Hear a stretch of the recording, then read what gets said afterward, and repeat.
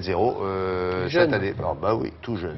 On va s'intéresser à un monsieur qui est pas très jeune à l'époque, qui s'était fait remarquer lui aussi, mais pas par ses chansons non plus. Et c'est un musée que nous aimons beaucoup à Télématin, mais peut-être vous aussi, c'est le musée des lettres et manuscrits. Ils ont toujours de très bonnes idées. Et là, il s'intéresse au terrible Landru, l'affaire Landru. Mais pourquoi cet homme aussi désagréable a-t-il fasciné tout le monde à l'époque et encore aujourd'hui? Mais on fait une expérience, William, vous dites, je sais pas, vous dites l'affaire Seznec, l'affaire Dominici, l'affaire Marie Bénard, on ne bronche pas.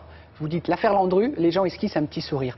Parce qu'il y a un hiatus énorme entre l'horreur de ce qu'il a commis, où il a tué 11 personnes quand même, coupées en morceaux, brûlées dans sa cuisinière, et de l'autre côté, le personnage qui faisait rire l'auditoire au tribunal, qui lançait des jeux de mots. Pince sans rire, oui. Pince sans rire, cynique, provocateur. Oui. Donc c'est toujours de très bonne tenue, ce garçon. Ah oui, oui, et puis il paraît qu'il était séducteur. Il a eu 280, un peu plus de 285 liaisons. Et pourtant, alors, on est d'accord, il n'a pas le physique. Si vous avez cette tronche, tout n'est pas foutu. Hein, non, sauf que, apparemment, William, on croit comprendre dans l'exposition, comme dirait Dutronc, qu'il avait un truc qui fait crack-boom-u, voilà. C'est-à-dire qu'il était, oui, très, très performant. Voilà, je suis poli. C'est ça l'histoire. Parce qu'il y a on vous le montre pas dans le reportage. Ça se voit pas sur sa tête comme dans l'expo, William, il s'est représenté nu. Voilà.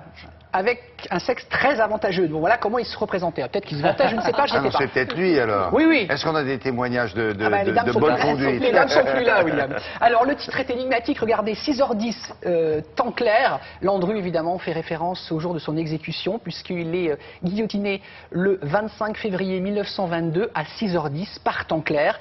Vous avez toutes les pièces du dossier dans cette exposition, c'est-à-dire qu'on est à la fois dans le procès, au cours du procès, également dans les petits carnets de Landru, parce qu'il consignait tout, William. C'est-à-dire qu'en fait, on va vous expliquer qu'il s'est fait arrêter parce qu'il avait un petit carnet, il a toujours tout nié, et dans le petit carnet, il notait tout. Notamment qu'il avait acheté, pardon, je ne vais pas rire, mais un peu moins de 800 lames de scie. 800 lames de scie. Il achetait des tickets pour emmener ses conquêtes. Pour découper ses... oui, parce que ça ne rentrait pas dans la cuisinière. Et puis, il emmenait ses conquêtes à Gambais, donc dans les Yvelines, voilà. Un billet, mais pas deux. Il faut être ballot, quand même. Il achetait 2 billets aller et un seul retour. Donc on s'est dit, c'est louche parce que les pauvres dames avaient disparu. On ne rit pas, attention. Donc c'est une exposition très intéressante. Peut-être aussi, c'est peut-être Charles Denner aussi qui nous fait penser que ça a été formidable. Oui, c'est vrai qu'il avait campé un génial Landru au cinéma. Au cinéma, ça avait été un... Ça c'est sûr. Nous avons fait la visite pour vous. Regardez. Allez.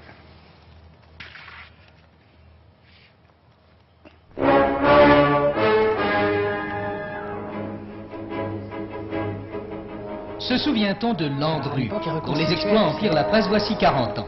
Landru, Trenet a fait une chanson. Landru, le Landru avec Charles Denner, aux enfants, tu séduis les mamans. Henri Désiré Landru ou la macabre histoire d'un homme qui, par amour de l'argent, commit l'impensable. L'affaire Landru, c'est 11 crimes pour lesquels il a été condamné. Après, il y en a peut-être eu un peu plus. On dit qu'il a rencontré 283 femmes, qu'on appelle les 283 fiancées, et il a commencé ses crimes en 1914. Que reste-t-il? Et si Landru se met à assassiner, c'est pour empêcher que les femmes qu'il dépouillait puissent porter plainte contre lui. Pour brouiller les pistes, il utilisa jusqu'à 90 patronymes différents, comme Cartier, Dujardin ou Bazin. Landru, c'est un séducteur. Alors en effet, il draguait, mais c'est-à-dire qu'il commençait par ses annonces matrimoniales, veuf ou célibataire, recherche femme. Il souhaite leur offrir un amour durable et le mariage, c'est ce que ces femmes recherchent. On est en période de guerre et elles sont seules. Et ensuite, il entre dans une phase de séduction. Alors il leur offre des fleurs, des gâteaux, des promenades au bois de Boulogne. Voilà, je pense qu'il manie aussi très bien le verbe et qu'il séduit ces femmes facilement. Tel qu'il est, il me plaît. Le plan séduction passait systématiquement par un petit séjour en amoureux dans la maison de Landru à Gambais dans les Yvelines. Un vrai gringalet, aussi laid qu'un basset, mais je l'aime. Les pauvres victimes étaient soit étranglées, soit empoisonnées, les corps ensuite découpés et brûlés dans la cuisinière, la tristement célèbre cuisinière. Le jour de son arrestation, Landru porte sur lui un petit calepin noir dans lequel il consignait tout son quotidien. Ses dépenses, ses rencontres. On a aussi les billets de train, en voyant qu'il y a toujours 2 allées et un seul retour pour lui, non pas pour la victime. Donc voilà, il est quand même arrêté avec ce carnet et c'est ce qui va le confondre. En fait, sans ce carnet manuscrit, on n'aurait jamais pu le condamner. Pendant le verdict, Au cours de son procès, l'homme apparaît cynique et provocateur.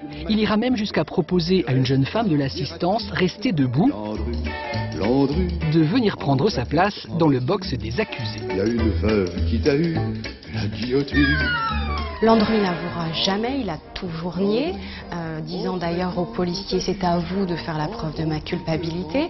Et en fait ce qui est fascinant aussi dans cette affaire, c'est qu'il n'y a pas de preuve matérielle en fait. Pénalement il n'y a pas de preuve, il n'y a pas de cadavre, il n'y a pas de corps. Rien de l'homme d'alors. Pas de corps, un accusé fantasque et théâtral, il n'en faut pas plus pour que l'audience fasse salle comble. On raconte que les places, évidemment gratuites, se sont échangées à prix d'or au marché noir. On vient assister au show Landru. Landru, Landru est guillotiné le samedi 25 février 1922 à 6h10 par temps clair. Et quand on lui propose la dernière cigarette et le dernier verre de rhum, il aurait répondu « Non merci, c'est mauvais pour la santé ». la tarbe, elle rêve de ta barbe et de son poil dru, vieux Landru. Mais, regardez, ça, c'est ce document qui est. C'est le tout à fait- catalogue de l'exposition, William. Alors là, parce que c'est vrai que quand il y a des expertises psychanalytiques ou psychologiques, on ne sait jamais ce qu'il y a dedans nous. Vous avez Alors tout, là, vous lisez l'examen de Monsieur Landru, rapport du docteur Vallon Rubinovitch, Roque de Fursac, c'est les deux médecins. Il y a des choses tout à fait étonnantes. Conclusion, Landru n'est atteint d'aucune maladie mentale. Il doit en conséquence être considéré comme responsable de ses actes. Absolument. C'est comme ça Il n'a qu'on pas du tout termine. été déclaré fou. Et on raconte même que, évidemment, donc les psychiatres l'ont donc déclaré sain d'esprit, mais il paraît qu'ils sont tombés sous le charme de Landru. C'est-à-dire que c'était un homme qui avait un charisme énorme. Vraiment, il captivait son auditoire, les gens qu'il fréquentait. Il était apparemment un séducteur, vraiment séducteur au sens propre du terme. Il avait 51 ans à l'époque. Oui, des il est faits. mort à 52. Il avait 52 ans au moment de la D'accord. guillotine. Très bien. Et ça se passe donc, on vous le rappelle, Au musée des lettres et des manuscrits et le catalogue de l'expo chez Télémac. Voilà, vous avez du temps, hein, c'est Ah oui, jusqu'au c'est 15 septembre. ouais, c'est jusqu'en Hein, septembre. voilà. Merci Damien. La revue de presse de Frédéric Vion, des magazines que vous n'avez pas encore consultés. Et pour cause.